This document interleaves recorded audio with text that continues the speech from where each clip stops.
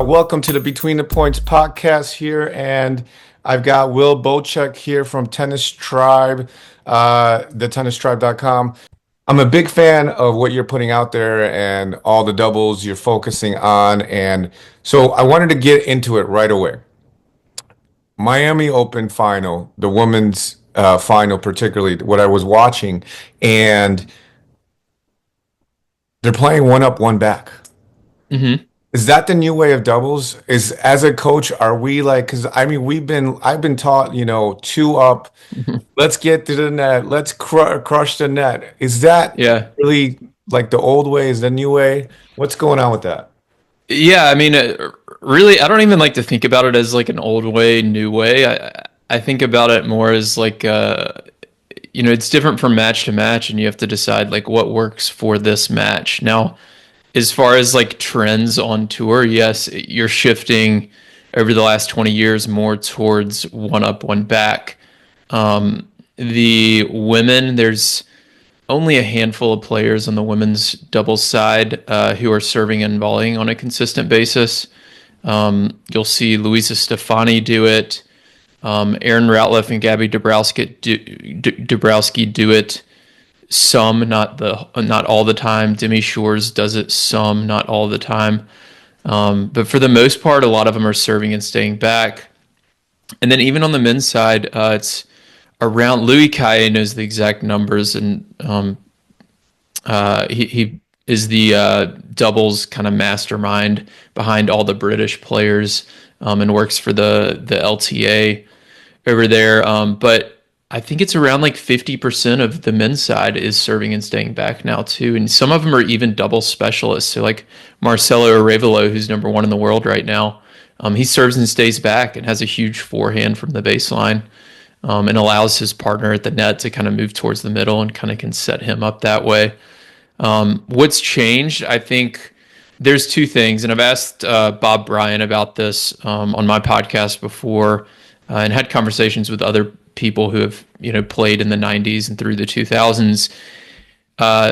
One of the big things was when Luxilon polyester strings came out. That technology allowed the returner to take these massive cuts and generate spin that had never been seen before in tennis. So that first volley on the serve and volley is so much more difficult against polyester strings than it was against the gut strings, because you're able to generate so much more spin.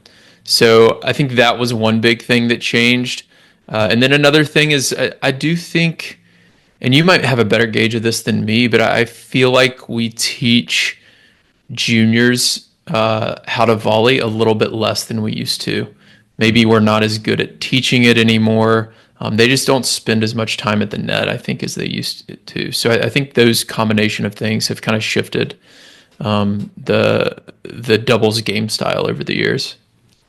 Yeah, that's interesting you say that about the juniors. We're not teaching the volley, even though the statistics and the numbers say that when we move forward, we win more points percentages. Like, Craig O'Shaughnessy talks Mhm. about this all the time. He says, like, when you get to the net, you win 70% of the time. Why do you think that's happening? Why do I think we're winning 70%, or why do I think juniors are practicing these less? Actually, let's delve into both, right? Why are we winning 70% of the time when we're getting into the net? So I think the net is a high win percentage for a few reasons. Number one is you have to think about when are people actually going to the net. Well, a lot of times it's because they drew a really easy short ball, right? And if you have a really easy short ball, you're probably going to win a high percentage of those points. So that's number one. So if you can set that aside, should we be getting to the net during like a neutral rally? I think the answer to that is yes as well. Because what you find when you get to the net is people from the baseline change what they do. So they don't hit their normal shot when you're at the net versus when you're at the baseline. In doubles, when you see both opponents up at the net and you have a ground stroke, you go for a little more. You try to hit a smaller window, you try to hit it with more spin, you try to hit it with more pace. And by getting to the net as a doubles team, you're forcing more errors that way. So I think that combination creates a very high win percentage at the net in both singles and doubles. It's one of, I don't play a lot of singles, but when I do, I serve and volley a good bit. I didn't do that in college. I didn't do that as a junior, but I do it now because I don't play a lot of singles and I'm not that good from the baseline anymore. So I like to get to the net and just volley and force errors and get beat down the line and let them hit a passing shot every now and then. But I think that, the percentages and the numbers show that getting to the net is a good strategy. Right on. So why aren't more juniors incorporating that into their game then? I'm not sure. I guess like coaches aren't teaching the volley as much anymore. Hmm. Yeah, I don't know if I have a good answer for that. I don't coach a lot of junior players. I do help out with a high school team here in Fort Worth, and we do teach them to play at the net and teach them serve formations and all sorts of different doubles tactics. And we go and play these other teams, and the coaches will come up to us and be like, "How'd you teach them how to do this stuff?" Because they've like never seen I formation before. None of their kids know how to handle it as a returner. But yeah, I don't know. I guess a lot of coaches have just kind of strayed away from it. Maybe it's more difficult to teach a significant amount of students how to volley. It's easier to just keep them all at the baseline and maybe, just feed deuce court, ad court, deuce court, ad court, and you can be feeding two people at once. I mean, I guess you could do that with volleying, but it's a bit more kind of technical and nuanced, maybe. Yeah. I'm really not sure. I wish I had a better answer, and I'm interested in this topic, but I don't know. My thoughts on that, I think it's just a matter of perception of what looks great and what's kind of cool.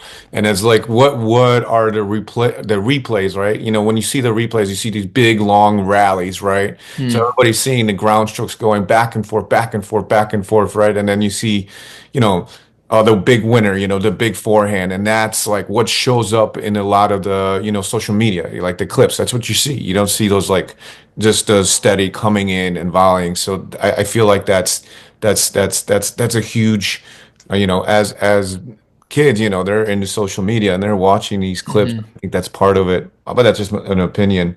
No, that makes sense. I didn't think about that. I think you're right on that because I know like a lot of our high school kids are watching, Alcaraz highlights or Coco golf highlights or whatever, Yeah. and they're seeing Alcaraz rip a forehand or Coco rip a backhand, and like they want to imitate that. So I think that's yeah, there's something to that for sure. Yeah, and it's funny you say Alcaraz because ever since Alcaraz came out, the drop shot I've been seeing more and more Hmm. people do drop shots. Yeah, no, They're all it's just like true. trying to do the disguise and like drop it Mhm. down for it, Yeah, a which is lot of nasty. people unfortunately aren't don't have the feel to be able to get away with it, but I know, right? fun to watch. Um, so you kind of touched a recent article that you wrote was well, it was interesting. You took what a couple of naysayers or what do you call it? Trolls. The internet trolls, and I loved how you turned it around and you put a really positive twist on that. And I love how you were talking about how, you know, it's helpful for players to play to their strength, even in doubles. Let's talk a Hmm. little bit about that. What do you mean? And let's like what do you mean by that? Like what should I be thinking about? Yeah, so when we're talking about playing to our strengths, you want to talk about your strengths as individuals and then as a team overall. So I feel like a lot of people, we were just talking about I formation. Like I don't like hitting backhands from the back of the court. So when I'm serving, I'll use a lot of I formation, have my partner go left when I'm serving to the ad court to force the returner to hit down the line to my forehand. So that's playing to my strengths. Also, my partner at the net is going to have a forehand volley in the middle. So if they don't like their backhand volley, that's two wins right there, where we're kind of exposing our strengths and hiding our weaknesses. The I don't remember the specific.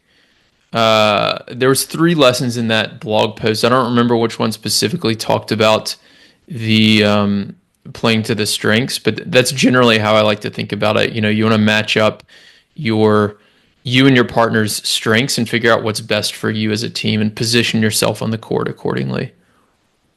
Nice. Yeah.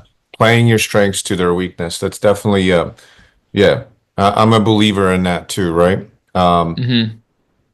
Because ultimately, the game of tennis is not necessarily won by winners. It's won by forcing errors or creating errors from your opponent, right? Hmm. Yeah, 100%. And yeah, with that, I just pulled up the blog post here just so I Sure. could refresh my memory. Yeah, I mean, a lot of the people. So what I did, basically, the story behind it is I was scrolling through. It's like Meta Business Suite or something where you can look at all your Instagram and Facebook comments, and I hadn't looked at it in a while, so there was like 100 or more comments on all these videos that I'm putting out, and I just noticed that a lot of people were basically either correcting me, saying my lesson was wrong or dumb or whatever, or they're correcting like an ATP or WTA doubles player saying like, oh, they should have done this or they should have positioned themselves here. Like one of my favorites is like the line was wide open. Like, why didn't they hit it there? And it's like, well, they're redirecting a first serve or like a heavy forehand that landed 3 feet inside the baseline. Like, you try redirecting that down the line. Like, good luck. So I think people are like often missing the context of like the bigger picture and the bigger point, and that's what I wanted to illustrate with this blog post, because it's so. I mean, it's one of my favorite things about doubles is like there's so many different scenarios and situations, and there's so much nuance to it because there are four players on the court. It's a lot more complex than singles. Yeah. Interesting you say that. Um, so I was reading on your website a little bit about your bio, and you said you left tennis for a little bit, right? And then you Hmm. came back, you started playing, and then you fell back in love with it. Now, as a tennis coach, I see a lot of players that come in, they start out and they just love the game and they just go all in on it. They're playing 5 times a week. And all of a sudden, then I start to see, maybe their progress is start to plateau a little bit and they start to lose that whatever that fire they had inside of them. How can a recreational player keep that love for the game, not burn out? Hmm. Yeah, I think a lot of it depends on, this is different for everybody, but a Mhm. lot of it for rec players is dependent on how much time you have, right? So a lot of us don't have time to play more than like twice a week, like maybe 3 times a week, Yeah. because we've got a job and maybe a family and kids and just responsibilities, as adults. Like, we're not getting paid to play tennis. So if you're playing like 2, maybe 3 times a week, you're probably not going to be able to improve your serve and add like 15 miles an hour in the next year. Like, it's really hard to improve technique without enough time. And that's why I decided, when I started the tennis tribe, to focus more on strategy because it's much easier to implement for a club level player. If I tell you start hitting kick serves and you're a 3-5 player, well, it's going to take you like 6 months probably of lessons to be confident with a kick serve, right? But if I tell you quit covering the alley, start standing here, like, you can do that tomorrow. You're just shifting over a few steps. So what I've found, at least with my audience who seems to be into strategy like I am, is if a rec player can start to study strategy a bit more and learn kind of different tactics and play calling, especially in doubles, then it can be a lot of fun to try to figure out what works and kind of problem solve from match to match. Not only with your partner and creating plays and team chemistry with your partner, but also problem solving the other side of the net, problem solving against each opponent within each match. So I think that's one way to kind of keep the entertainment, keep the fire going, like you're talking about. Yeah, awesome. I love that answer. I totally agree that strategy is definitely something you can implement pretty quickly, right? And Hmm. definitely making corrections on your stroke can take a while. right? I Mhm. also would add that having the mindset of process over outcome, what I see with a lot of the students is if they don't get that outcome right away, or if it starts to get a little bit slower, they start to get discouraged. I mean, just like anything in life, you're gonna get, at the beginning, your progress is gonna go up, right? And then you're gonna start to plateau. So I think focusing on the Mhm. process, and I love focusing on the strategy too. I've definitely been more about strategy these days. So speaking about strategy, um, what are the three strategies as a doubles player that you think um, can have the most impact? Um, so I guess we're still talking about like recreational club player. Probably, yeah, yeah. Okay. Um, Number one, I would say these aren't in any particular order, so I'll just give you three here. Uh, Number one, start using different formations, both on serve and return. So when you go out to a club in Chicago and you're watching a bunch of players who are 3-0 to 4-0 level play doubles, I would guess 90 to 95, maybe even 100% of them are using a regular formation when they're serving every single time. Is that right? Yeah, yeah, totally. Okay. 100%. So if Rarely tomorrow use the eye. if tomorrow we went to that club and played against someone of a similar skill level and we use the I formation, what do you think that returner is gonna think in their mind? What They've over the I mean, do they're we gonna not do? know what to do, right? Like Yeah. over the past year or 2 years, or maybe their whole playing career, they've hit 10,000 cross court returns in doubles, and all of a sudden now they have to hit it down the line. Like they're obviously going to be way better hitting the cross court return because they've got so many reps against it. So just forcing them down the line with I or Australian formation can give you a huge advantage. Now, part of the problem solving we talked about, there are some players who can hit that shot, and maybe it is better to run regular, but start using different formations and figure out what works best. Returning, often, you talked about the serve and volley earlier. Often against teams who like to both get up to the net, it can be best against first serve to play two back with your doubles partner.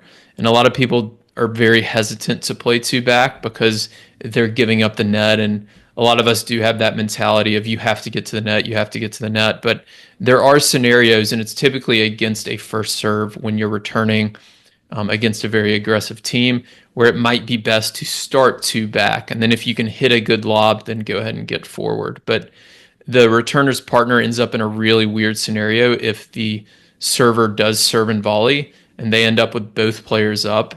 And then the returner's partner is at the net with the returner back at the baseline. And they're kind of in an awkward spot there. So buying yourself time, experimenting with that two back formation against first serve can help. I would say that's number one. So use different formations. Number two, uh, just cover the middle more. Just exaggerate it. So a lot of players say they don't know how to poach, and what I see them doing is they can't time the poach correctly because they're leaving way too late. They're too hesitant to get beat down the line. I think part of the reason for this is kind of mental. It's like when you get beat down the line, it feels like you just lost 5 points, even though it was only one, and you feel like you let your partner down. So you've got to find ways to get over that. And I've got other content we can talk about that. But I've been very big the last like year on over exaggerating the thing you're trying to work on. So right now, most of the people listening to this, when they try to poach, they leave way too late. So what I'd like them to try to do next time they go out there and call a poach when their partner's serving, leave way too early.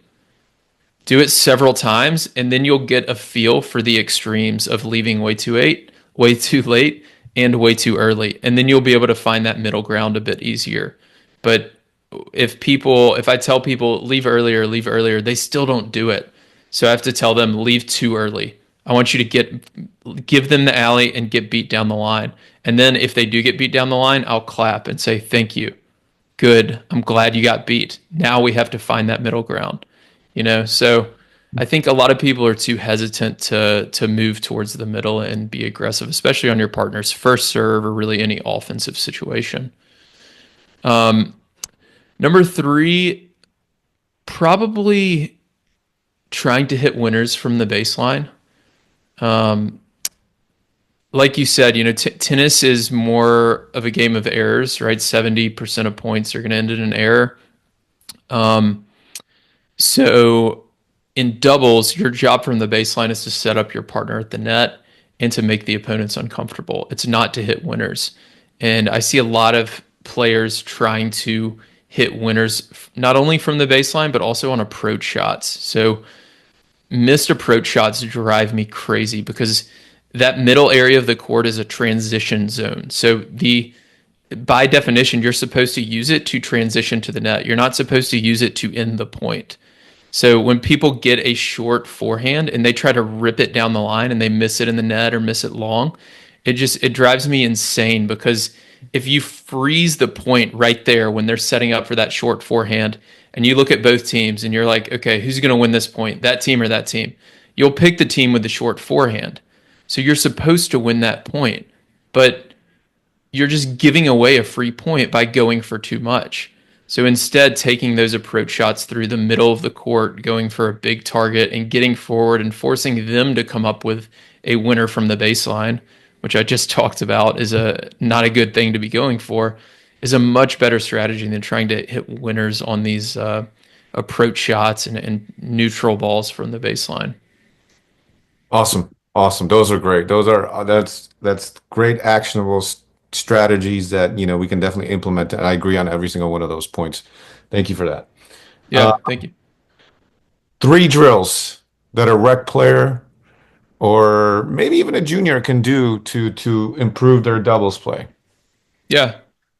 So serves and returns are the most important in singles and doubles. So, I don't have anything special for that. I mean, I like to set up serve targets depending on your skill level. Like if you're a lower level on first serves, they'll set up serve targets just on the left half and right half of the box. And if you can get to where you can comfortably hit first serves to the opponent's forehand or the opponent's backhand, that's great. As you get more advanced, you'll call body serves. As you'll get more advanced, you'll call body forehand versus body backhand. And then beyond that, you might even call different paces or spins, different things like that. Second serve depth is huge. That's something that I learned from Craig O'Shaughnessy, actually. So I'll set up, he showed me a drill where you set up lines 2 racket lengths inside the service line and just practice hitting second serves deep in the box. That's a really good one for club players because a lot of club players have really weak second serves. And it's not that their second serve's too slow, it's that it lands too short. So when it lands really short in the service box, the returner is able to run forward and that just neutralizes your partner at the net. It really puts you on defense. So if you can practice hitting the back 5 or 6 feet of the service box with your second serve, then that's going to make your second serve a lot more effective. So, any sorts of serves and returns drills are definitely number one. Number two is the serve plus one volley. This is my favorite drill that I do at all my doubles camps. I do it with all my doubles players and teams.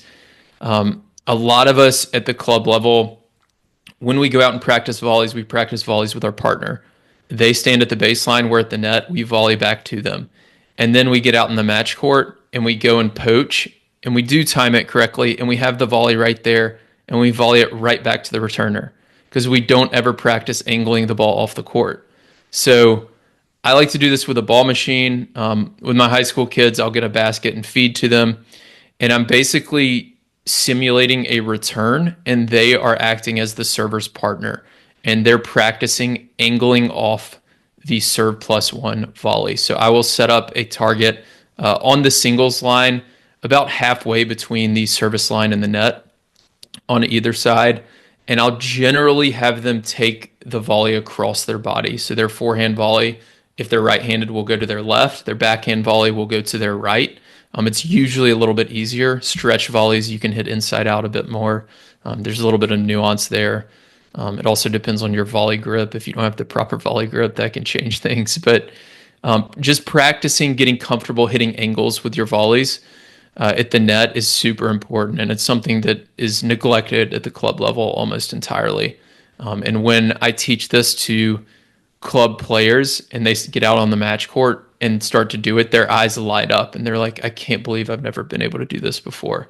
So it's a lot of fun to teach that one, and something that's super valuable. Your partner, when they're serving, will thank you a lot for that one. And then one more I've been doing a lot recently actually is I'll have four players on the court line up in regular formation, and I'm feeding on one of the team's sides. The team on my side is going to be the serve team. I'll feed cross court to the baseline player. Let's say they're in the deuce court. So I'll feed cross court to the baseline player. Their first shot off of my feed has to be a lob down the line. And then they play the point out. So the team on my side, the baseline player has to run across and cover the lob. If the lob's short, the net player on my side will hit an overhead. So they're practicing their lob down the line, and that is a great real match scenario for a few reasons. One, the lob is just a super effective shot at every level of doubles, really. A lot of club players don't have great overheads. When you're hitting the lob, you're also forcing that baseline player during a deuce court rally, you're forcing them over to their backhand side. So if you can do that and find somebody who loves forehands from the deuce court, being able to lob down the line is huge. So you can shift them over to the ad court to their backhand side. And then just getting out of a bad matchup. So if I'm rallying in the deuce court with Carlos Alcaraz, it's a bad matchup for me. So first chance I get, I want to do something different. I don't want to keep going cross court with him. So being able to lob down the line, that'll allow me to either get forward or force him into a down the line rally, which might give me a better chance.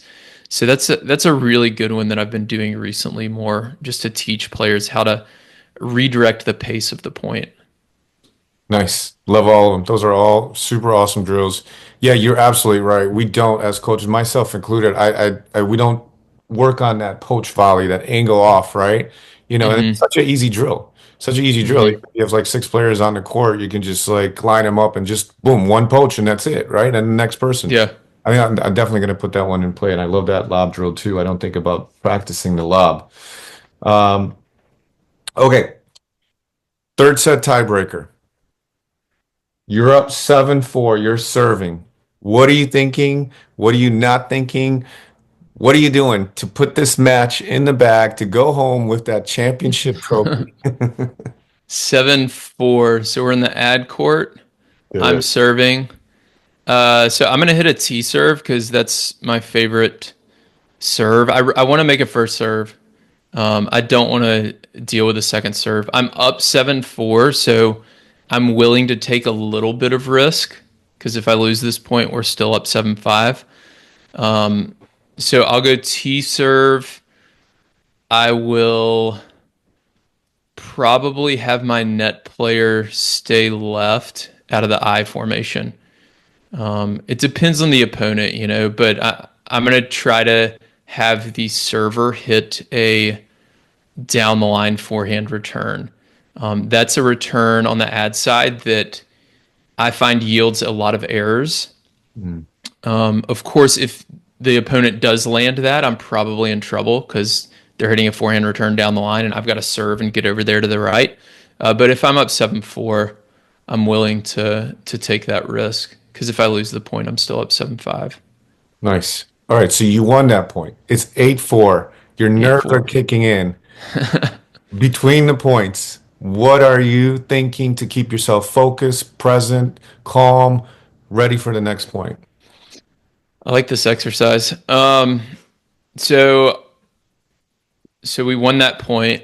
Yep. I'm gonna jog over to get the tennis ball to make sure I've got two balls. I'm gonna bring my partner back to the baseline and we're gonna talk. I'm gonna tell him I'm gonna hit a wide serve. I'm gonna go for that deep corner because again, for me, that's my highest percentage for serve. So I'm going to go for that slice serve deep corner. I'm going to tell him it's going to be a slice with a little bit of pace. So a little bit of spin, a little bit of pace. We're going to do regular formation.